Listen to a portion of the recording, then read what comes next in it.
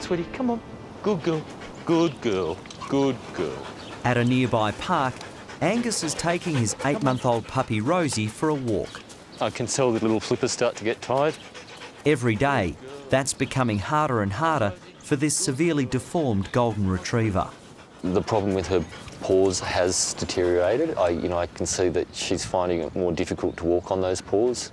2 weeks ago, Angus saw an ad selling the dog for $100. He soon found out why she was going so cheap. I knew something had happened to her paws. I wasn't sure whether it was trauma or maybe a congenital thing. The owner at that time told me that he hadn't fed her properly, and so I was perhaps wondering whether it might be rickets. Despite her disability, Angus fell in love with Rosie. I think it was a case of love at first sight. She chose me and I chose her. In terms of Rosie's future, she certainly can't exercise as a normal dog, she can't get upstairs, and I just think those things are going to get worse. Following a check-up at the Bondi Clinic, Rosie has been referred to the Small Animal Specialist Hospital, SASH. Come on. So I'm determined to do what I can for her. Good girl, Rosie. Good. Nice to meet you, Andrew. Nice to meet you. Yeah. Come on in. OK, sure. And this is Rosie. Look at those legs. Good Come on, let's have a girl. look at you. At the Bondi Referral Hospital, SASH, Angus meets specialist surgeon Andrew Marchevsky to see what can be done for Rosie's deformed legs. What you're going to find with her is we'll end up putting some frames on her legs and essentially breaking a leg or cutting it, the bone, which will allow us to sort of gradually straighten it out and lengthen it. But, as I say, we'll take some x-rays and we'll see. It's serious in the sense that I think it's life-threatening if it goes on for much longer. She won't be able to walk around, she'll be in chronic pain, and from an ethical point of view, you just wouldn't be able to keep her alive.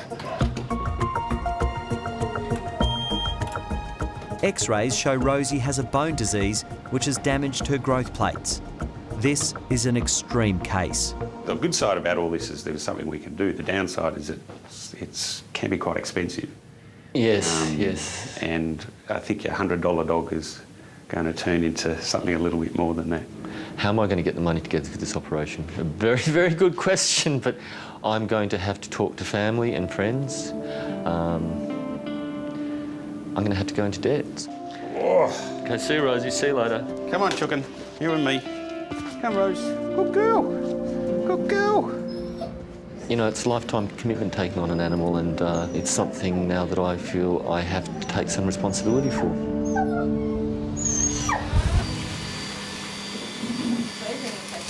In the operating theatre at SASH, Rosie's major surgery is about to begin.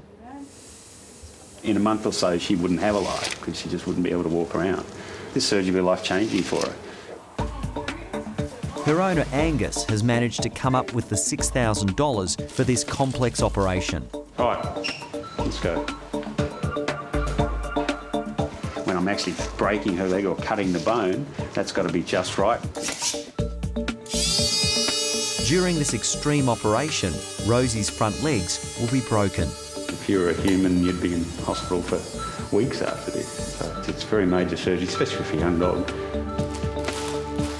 So we're just about to put the frame on the bone. Metal rods will be drilled through both legs into adjustable frames.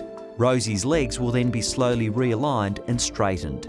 In a couple of days' time, we'll start winding this. And so that will take that angle of that ring from there, like that, and that will also change the angle of the leg from that to that.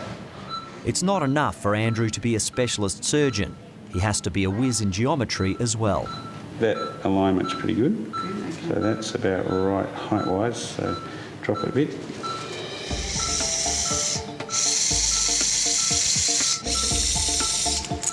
Very fiddly work, yeah, but you can overdo it. You sort of become obsessed with making it look perfect, and it's just not going to happen. I've learnt that. I'm not perfect.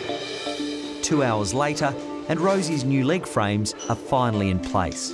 So now what I'm going to do is break this radius so that we'll be able to straighten the leg out gradually over the next couple of weeks.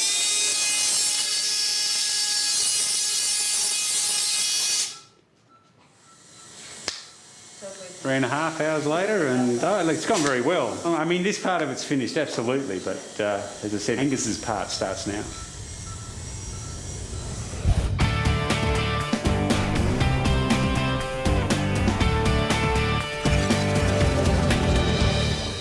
Oh, you poor thing. At Sash, Rosie's epic operation is over. Her deformed legs have been broken. Now her long road to recovery begins. She's going to be sore, so we'll be making sure that she's got plenty of pain relief on board, that she's got plenty of padding around the pins and the leg. You can have me the bolt cutters, please. Yep. Ooh. The metal frames on Rosie's legs will need to be adjusted every day for the next 3 weeks. It will then take the fractured legs another 6 weeks to heal. A long journey for Rosie and Angus. To be honest, I think Rosie will probably cope with it better than Angus will, but we'll see.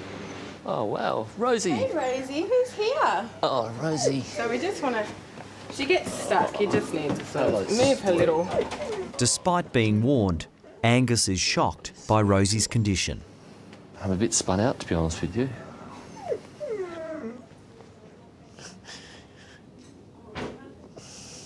God, she's been through a lot. Oh, no.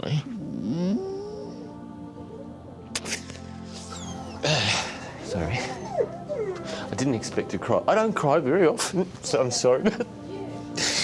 Okay. You're handling this better than me, darling. That's... I bet you weren't last night, though. You're a good girl, Rosie. You're a good girl. Oh, darling.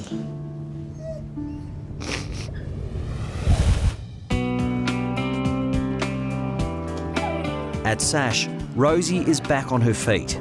She's a great little patient, and she's lovely and great temperament, and she's a good candidate for this sort of surgery because she is so accepting.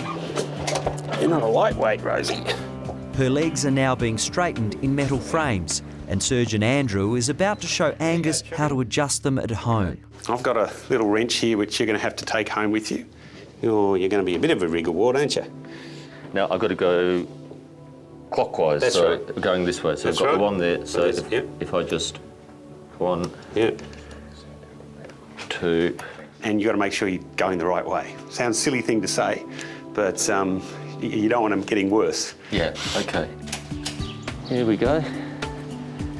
Here you are, Rosie. Time to go home. I'll just clean up that little wound a bit. At home, the convalescing Rosie is getting around-the-clock attention. Oh, good girl. Angus's other dog, Gus, keeps a constant vigil by her bedside. Sometimes I find myself smiling because she looks like she's got little, floaties on it. So, and that's the truth. It's just, it's really weird sometimes. Sometimes you feel very sad, and then sometimes you have to smile. Like that. Rosie, good girl. As each day goes by, I'm seeing a little bit of an improvement. I don't think she's in a lot of pain, so that's been a real relief for me too. Rosie. Hi, I'm Dr. Danny Dusek from Bondi Vet. If you love our show and want to see more, plus some amazing content about pets and how to care for them, hit the subscribe button. Click that little notification bell and we'll see you on our next video.